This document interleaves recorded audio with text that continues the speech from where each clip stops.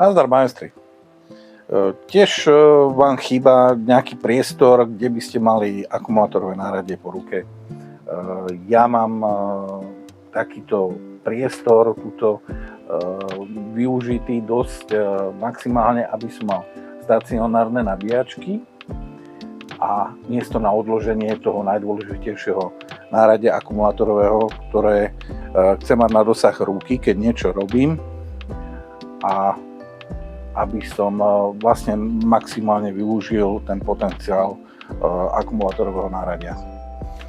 Teraz to už nemám taký tmavý kútik, tieto biele, alebo tento LED pásik biely, on je fakt taký tenučký, maličký, to mi teraz došlo z tému, tak čo som to teraz tam nalepil, tak mi to dokázalo spraviť svetlo. To bolo 5 metrov, tuším, že ale za 8 €, je to len na USB.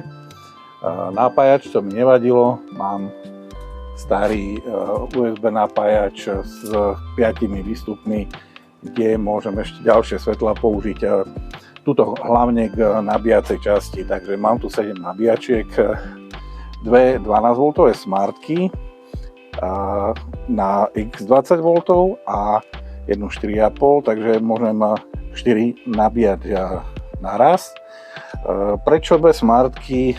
Ide o to, že oni dokážu nabíjať na 100%, táto 4,5 amperová tá nabije asi okolo nejakých 90%, a keď máme 40V náradie, tak vtedy je to problém, lebo elektronika, keď vyhodnotí slabší akumulátor, tak odpojí stroj, hej, že keď už sa vybije ten jeden slabší, čo sa mi viackrát stalo napríklad pri krovinoreze, že som potreboval už len nejakých ale 20 metrov obkosiť okolo plotu a že mi vypol z dôvodu vybitia jednoho akumulátoru, sa mi vypol stroj. Ale keď mám to nabité na týchto smart nabíjačkách, tak tam mi to tých pár metrov môže dožičiť. No. Takisto sú tu dve 6 amperové x 12V nabíjačky a jedna dvojita. Lebo keď robím s tými aj 12V náradím, poväčšinou mám s brushless motorom, tak oni sa dosť rýchlo vybíjajú, takže aby som v priebehu stiahol to nabíjať. A tu som spravil také 3 poličky na akumulátory, aby som tu mal priestor. Toto, čo tu mám, takéto drobnosti, vrtaci a podobne, tak to ešte budem pripravovať na to miesto. Ale základ, aby som mal uložený, tu možno budem robiť ešte nejaký zavesovací systém na náradie, aspoň tie akumulátorové vrtačky, aby napríklad tie 12, aby som ich mohol tiež tam zavesiť bez akumulátorov a podobne. A tu je priestor na všelijaké sady, vrtacie a s bytmi a podobne. Tu som ešte na spodu dal aj ďalšiu zásuvku, lebo v garáži zásuviek nie je dosť, to je 5-násobná a mám tu aj jednu takú krátku predĺžovačku, keď potrebujem niečo kustovo zapnúť, nejaké elektrické náradie. Takže takýmto spôsobom je použitá doska melamína 18 mm, je to ohranené ABS hranou.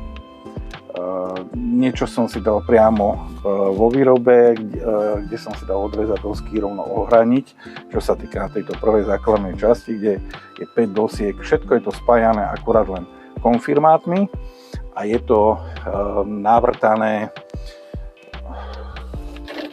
neviem, to asi v tomto nenájdem narýchlo, mám tam vrták na konfirmáty, takže žiadne kolíky, žiadne lepidlo, všetko je to len šrobované, ale nie sú tam použité obyčajné nejaké štvorky, skrutky do dreva, ale konfirmáty tie ďaleko pevnejšie pripevňa.